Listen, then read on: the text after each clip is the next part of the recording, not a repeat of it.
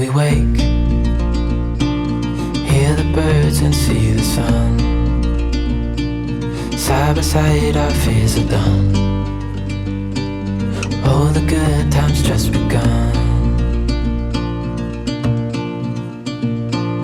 Oh, we know what we have, let's hold on tight. Found what we're looking for in life. Hello and welcome to my garden and the dinosaurs who live there. It's Sunday the 30th of April and this is the April video as part of the small space gardening video collaboration. And today I'm going to talk a little bit about microclimate, because microclimate is very important to the success of what you grow.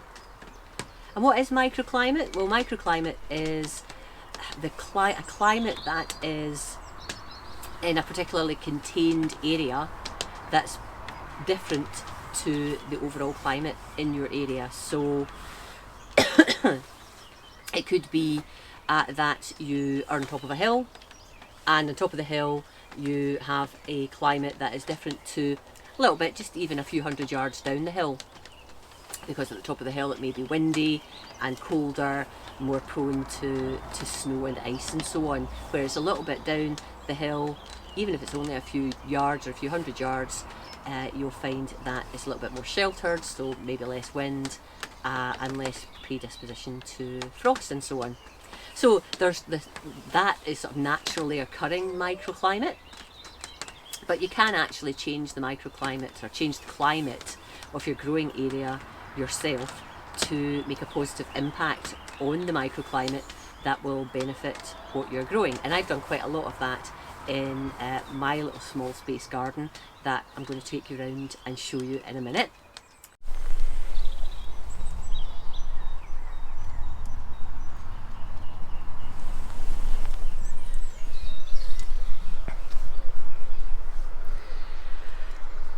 Okay, well, let's look again at my growing area that we're focusing in on in these collaborative videos, and I'll talk about the microclimate here as we go along. But where the I suppose the macroclimate is concerned, I am in central Scotland, and you can see today we've got low lying cloud and it's raining. And Scotland does tend to get quite a lot of rain. I used to be in the west of Scotland, which got quite a substantially more rain actually than I think we get here, or certainly a fair bit more rain. And here I'm in central Scotland now, and yes, we still get wet weather, but I think maybe I'm feeling that we get a little bit less than the west and a little bit colder perhaps.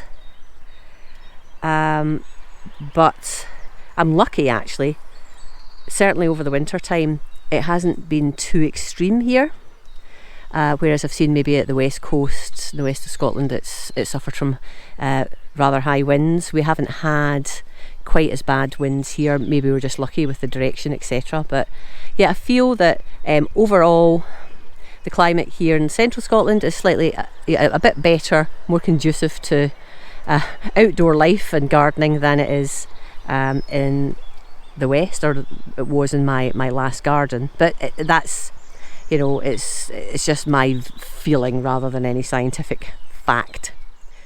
But what about the garden itself? So we have this 15 foot by 15 foot area that I'm focusing in on for this series of videos. And one of the things that the little garden area benefits from is are the walls. There's some breeze block walls around the growing area, and when you've got walls you tend to have the potential for the walls heating up when you get nice sunny weather and retaining that heat a little bit and radiating that heat out to the plants around it. So that should be beneficial to me here. They're not very tall walls.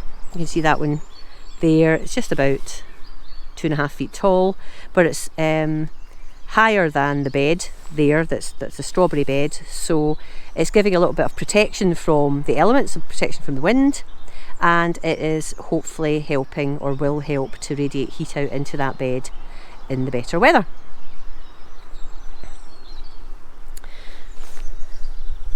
So let me just go into the area now and talk a little bit about what we have here.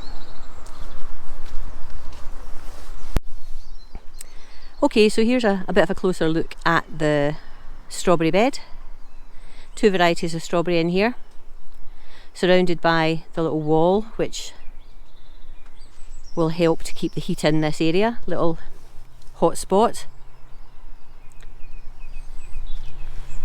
I've popped this little pot of sorrel in here. This was sorrel that I grew last year from seed, and it's overwintered really well.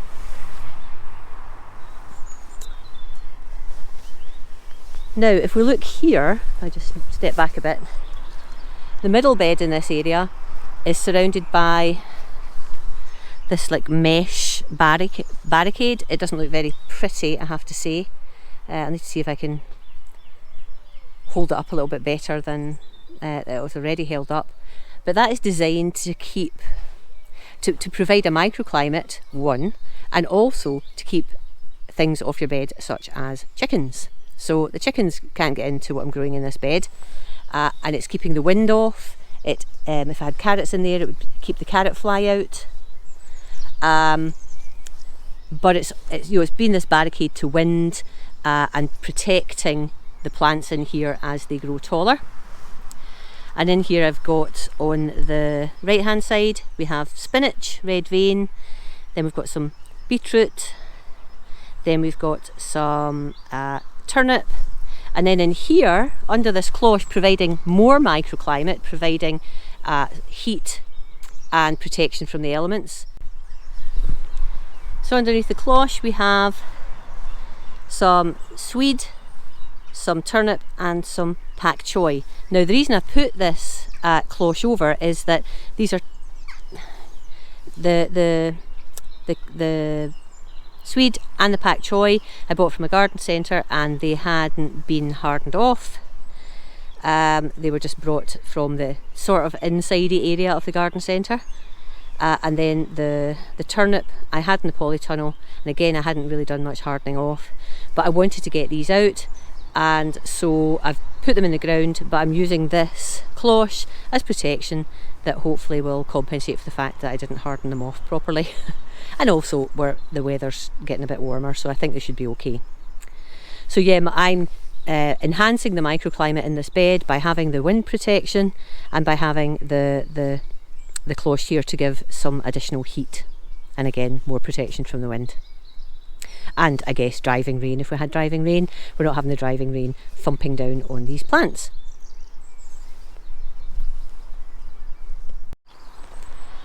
Now here in the brassica bed, I've got, of course, the net over this to give protection from pests such as the cabbage white. But it also does filter out some of the wind, and also, I mean, it lets rain through obviously, but you're not going to get any real hard thumping rain onto the bed because the net will protect from that. I also have a cloche in here, and again it's the same thing. I wanted to protect some young plants that I put out that hadn't really been hardened off adequately and were quite young, but my preference where possible is to get them out and protect them for a little while so that they can harden off in the ground rather than in and out the polytunnel, in and out the cloche, the greenhouse or whatever.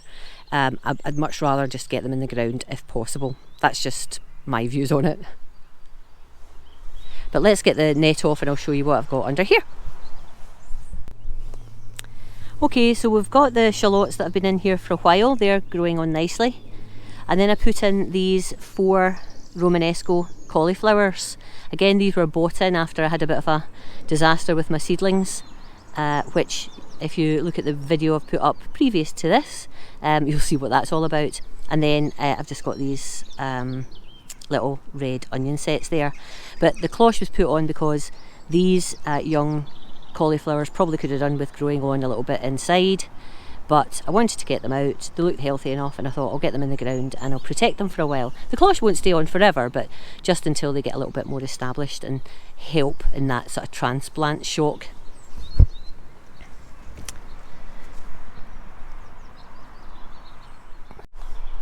Okay, in this pot here, I sowed some parsnips, and as soon as I sowed them, I covered this with fleece, and the fleece has really stayed on since then. And the fleece acts to keep things out the bed, chickens, cats, birds generally, but it also protects, again, creates this little microclimate underneath, a little bit more heat, and stops the driving rain. And you can see actually I'm now getting nice little selection of parsnip seedlings. So I'm going to still keep the fleece over that for a while until they really grow too tall for the fleece to be over comfortably.